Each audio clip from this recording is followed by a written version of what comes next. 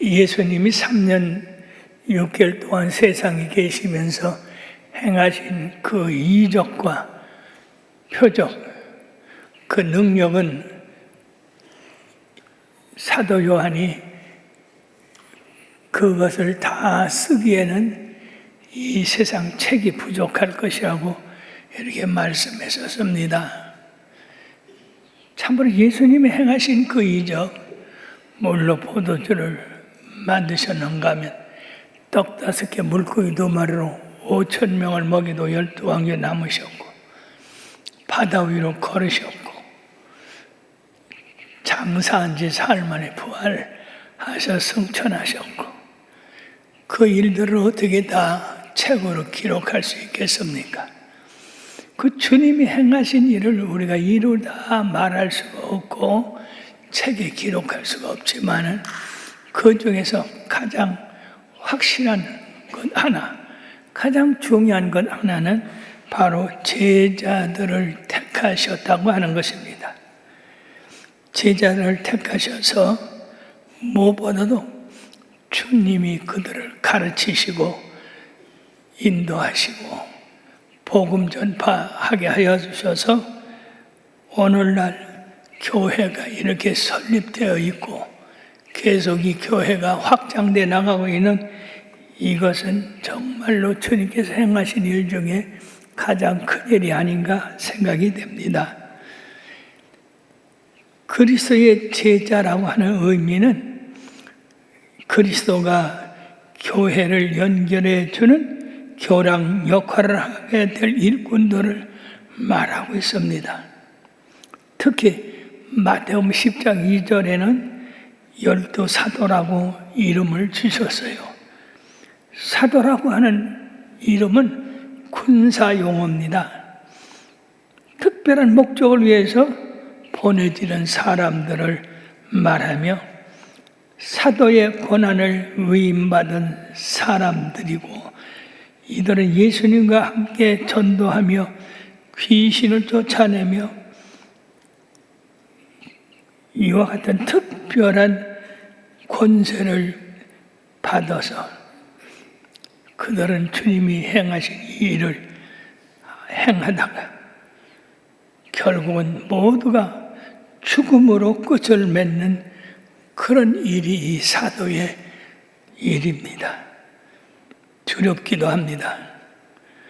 그러나 그들은 이제 이후에 저 하늘나라에서 황금 보석 꾸민 새 예루살렘에서 값진 기초석이 될 사람들입니다.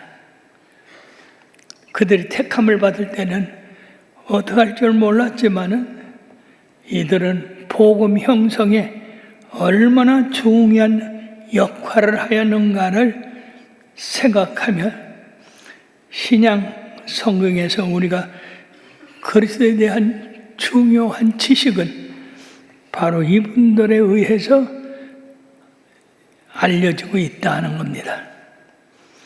그러므로 이 제자들의 선택과 이 제자들의 하는 일, 그들의 모든 생애는 우리 현재 예수를 믿고 있는 모든 교회와 성도에게 지대한 영향을 끼치고 있다고 하는 겁니다. 그러면 우리 예수님께서 제자들을 부르시는데 점차적으로 부르셨거든요. 1차적으로 제자를 부르신 것은 베드로와 안드레, 야고보와 요한이었습니다.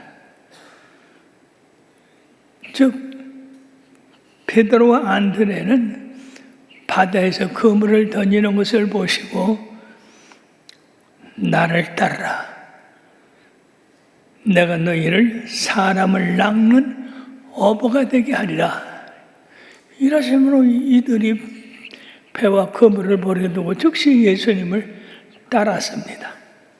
저 얼마 전 가다가 보니까 세베대의 아들 야고보와 요한이 그 아버지와 함께 배에서 그물 깁는 것을 보시고 예수님께서 그들에게도 나를 따르라, 그러면서 예수님이 그들을 부르시는 즉시에 아버지와 배를 버려두고 주님을 따랐다고 했습니다. 그런데 우리가 누가복음이나 다른 복음을 겸해서 이렇게 비교해 볼 때 그들이 직접 그냥 예수님이 불른다고 따르는 것이 아니라 뭔가 예수님과의 관계가 있었지 않은가.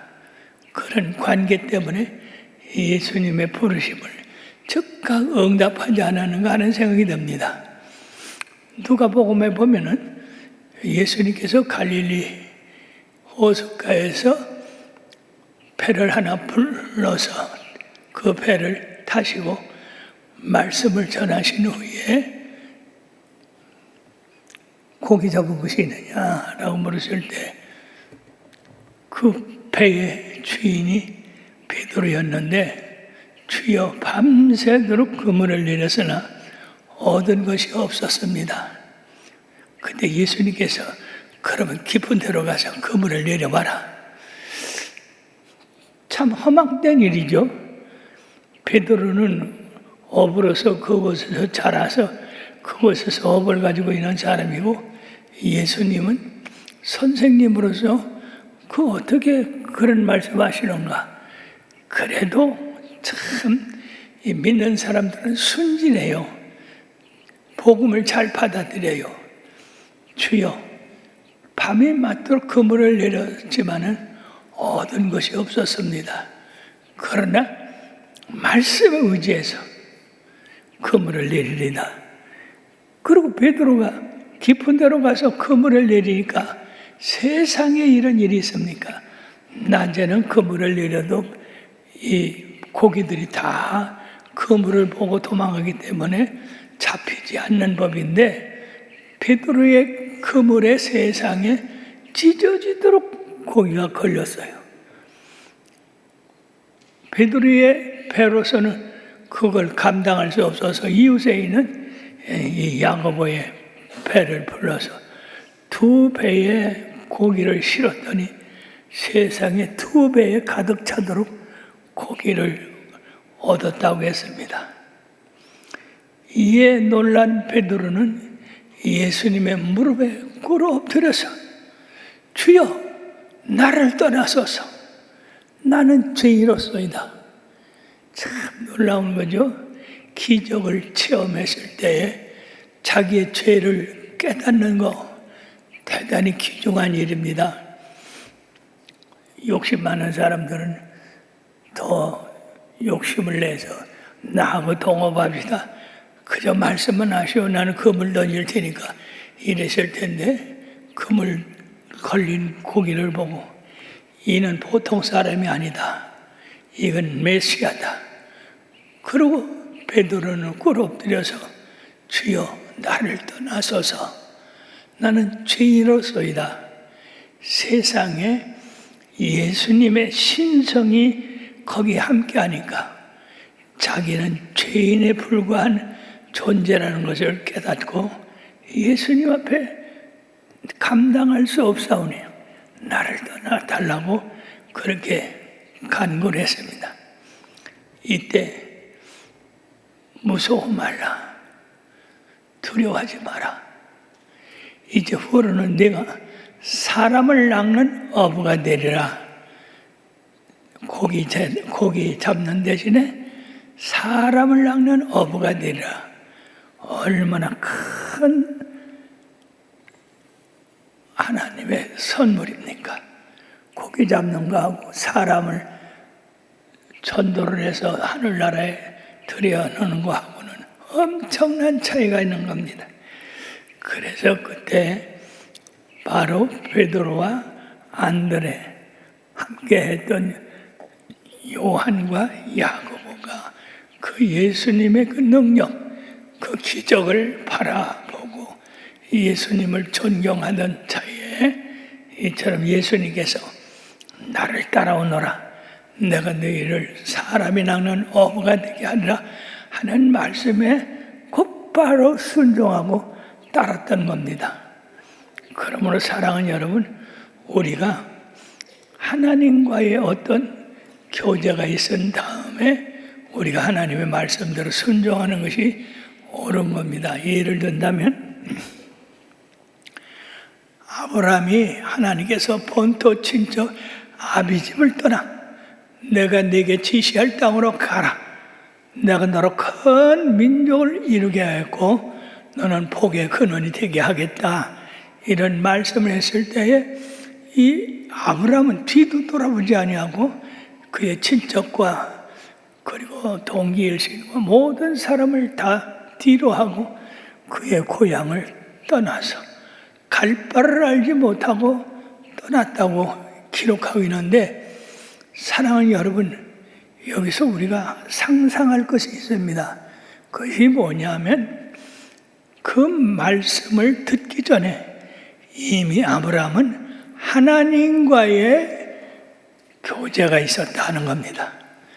즉 하나님에 대해서 아브라함을 알고 있었다는 거예요. 교제가 있었다는 겁니다. 그러므로 그 알고 있었던 신령한 지혜가 믿고 따르게 되었다는 겁니다. 사랑하는 여러분들이요,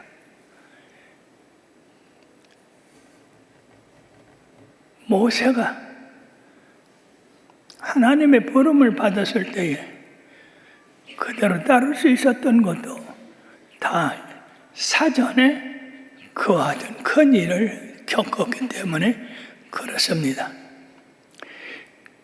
저에게 초대교회 시절에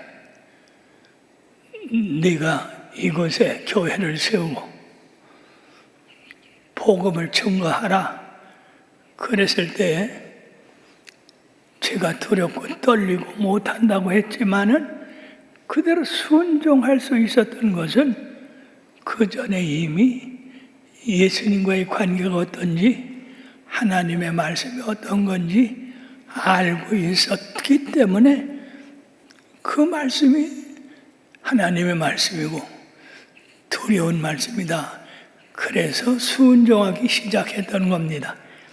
그러면 성경에서 부름을 받은 그 모든 일들은 사전에 어떤 예수님과의 교감이 있었을 것으로 보고, 베드로와 요한과 야고보와 요한이 그 즉시 배와 그물을 버려두고 그 아버지도 버려두고 주님을 따랐던 것은 그와 같은 예수님의 놀라운 사건이 있었을 것이다 하는 것입니다.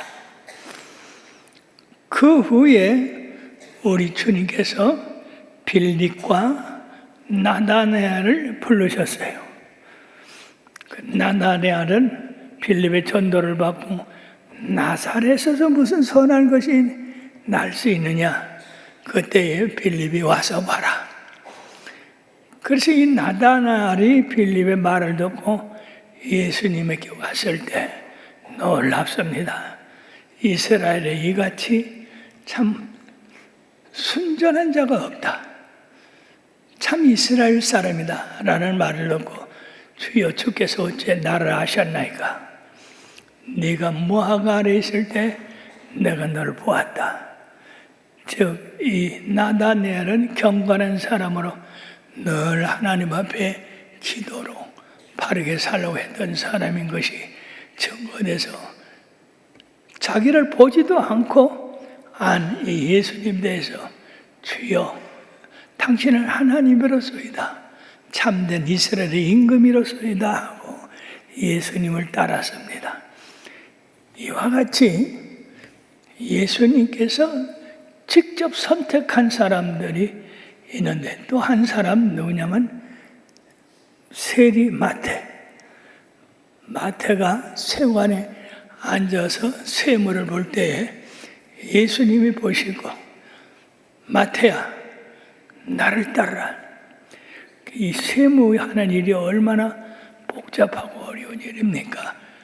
그럼에도 마태는 그 즉시 그 하던 일을 멈추고 예수님을 따르고 예수님을 위하여 큰 잔치까지 벌린 사람이 되었습니다. 이렇게 해서 마태까지는 약 7명이 선택이 되었는데 베드로, 요한, 야고보, 안드레, 그 다음에 필립, 바돌로메, 마태, 이렇게 7명이 직접 예수님의 부름을 받아 제자가 됐는데요. 그 후에 우리가 마태복음 10장의 2절에 보면 거기 12제자가 나옵니다. 7명의 제자들은 주님께서 직접 뽑으셔서 제자로 세운 그 사실은 기록이 되어 있는데 나머지는 뽑았다는 기록만 나와 있어요. 즉 도마, 작은 야고보, 다데오, 가나안 사람 시몬, 가룟 유다, 이렇게 5 제자들은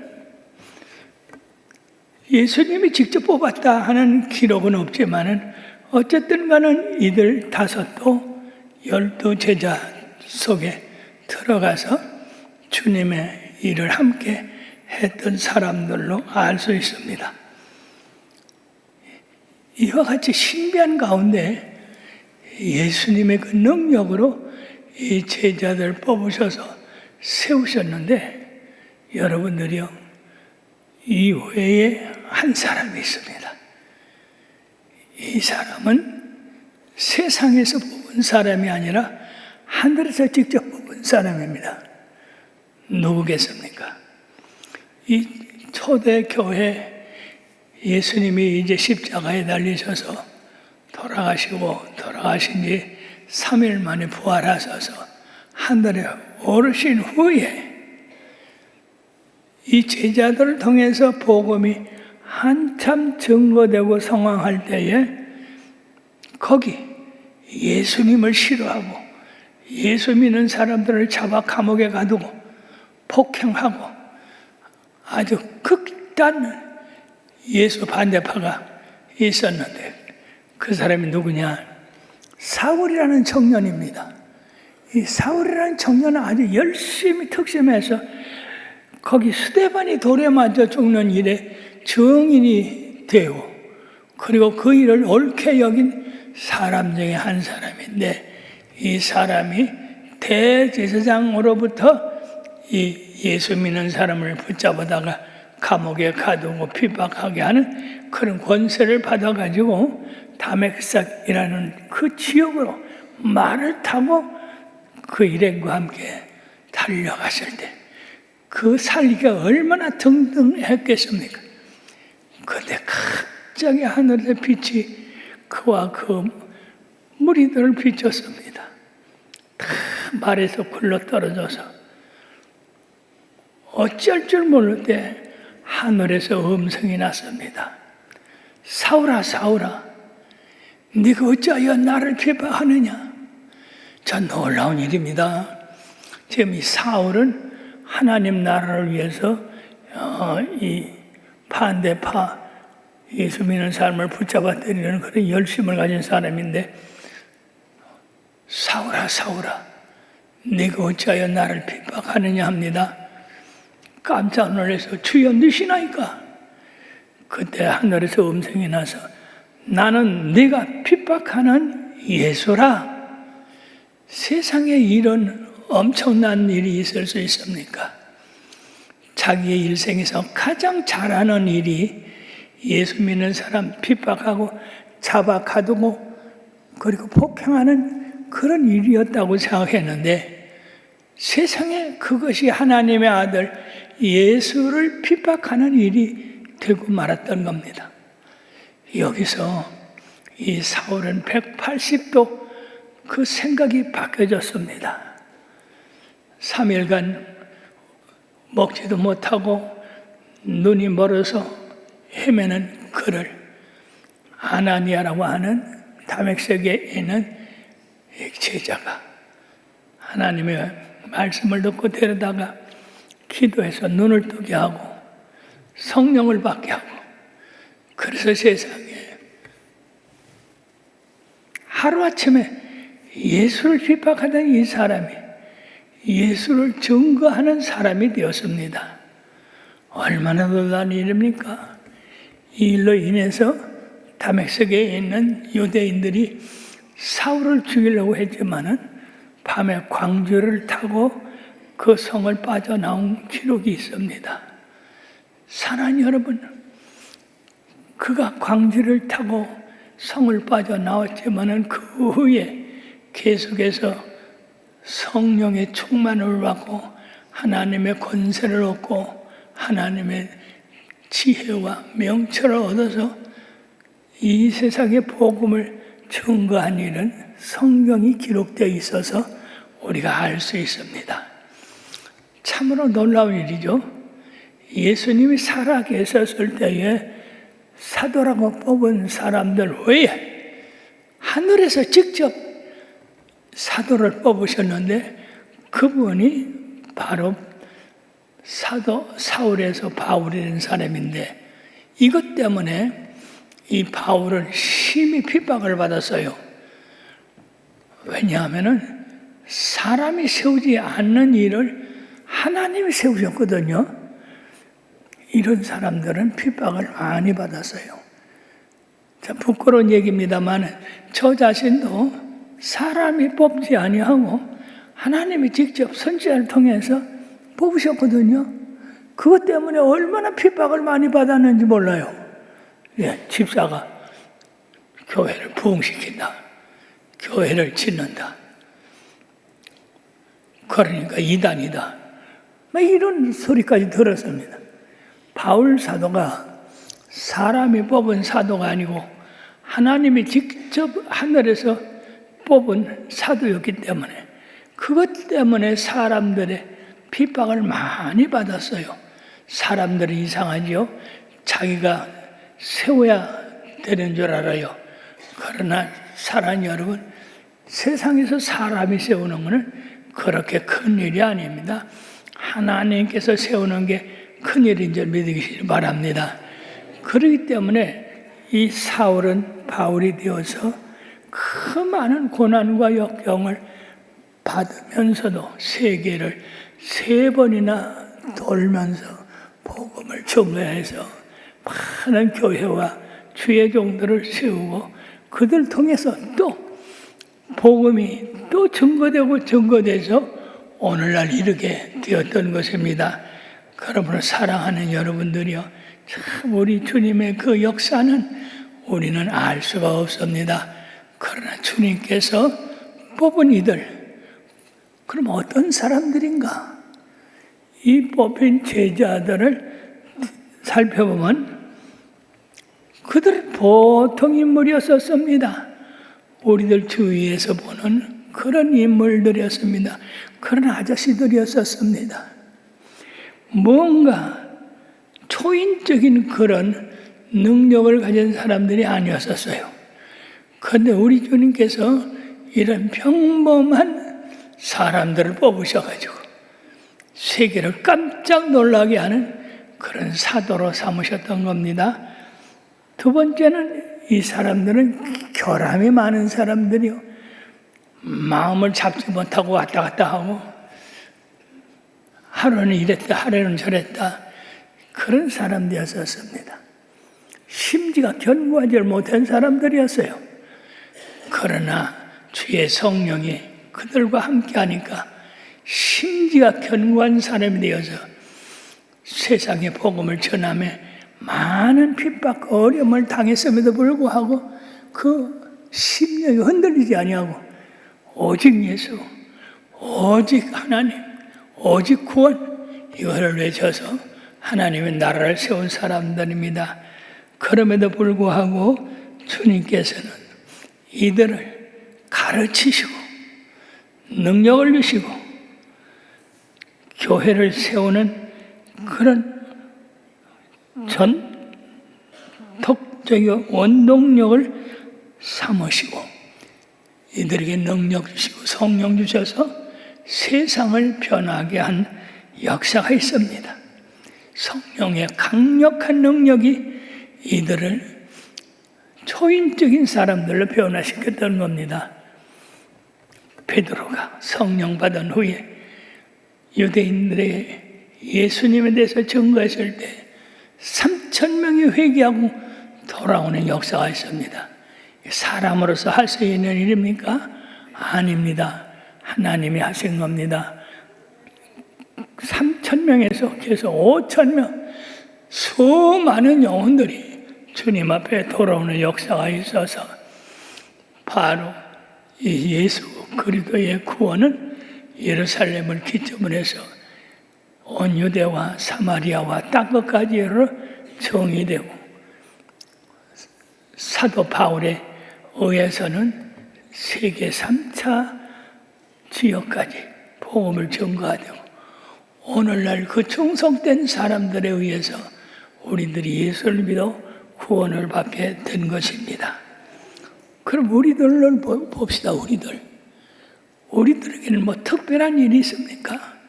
보통 사람들입니다.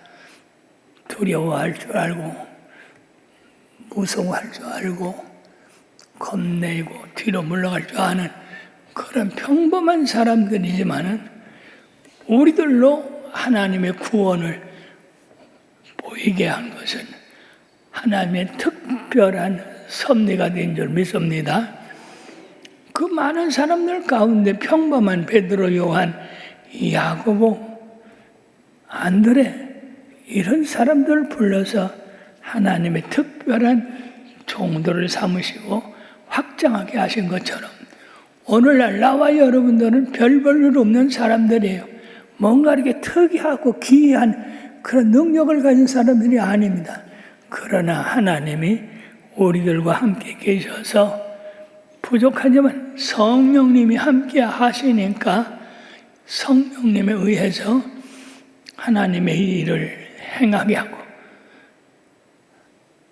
힘들지만은 계속하게 하고, 심지어는 죽음까지도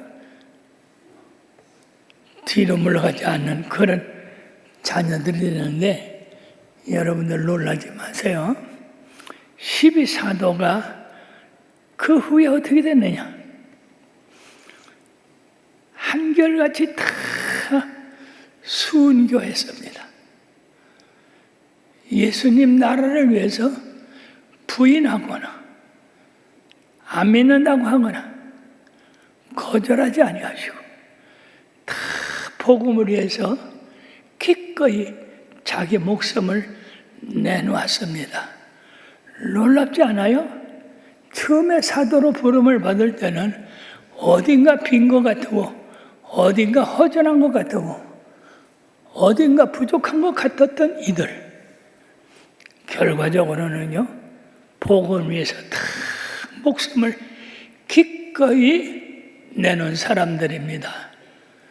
베드로는 로마에서 거꾸로 십자가에 달려 돌아갔다 하고, 사도 요한은 끓는 가마솥에 집어넣었지만은 그 끓는 기운이 그를 살리지 못해서 반모섬에 유배됐다가, 그리고 에베소에 감독이 되고, 하나님께서 끝까지 그 수완을 책임짐으로써 그는 수완을 마칠 수가 있었습니다. 도만한 인도에 가서 창에 찔려 죽었다고 합니다. 가룟 유다만 예수님을 판 것 때문에 자살을 했어요. 사랑하는 여러분, 주님께서 선택한 이 사람들은 하나같이 이 옆길로 빠진 사람들이 없이 오직 주님의 말씀에 능력 있게 하여 주시고 교회를 세워서 오늘날의 온 세계의 복음이 이처럼 증거되게 됐습니다. 사랑하는 여러분들이요, 나와 여러분들도 주님이 보시기에 우리가 세상의 어떤 기준을 볼 때에 특별한 것이 없다 할지라도 주의 성령이 우리와 함께 하시고 우리를 통해서 세계 복음을 이루고 계시기 때문에 여러분들의 믿음을 굳게 하고 흔들리지 말고 더욱 주의 일에 힘쓰는 자들이 다 되기를 주의 이름으로 축원합니다. 기도하십시다.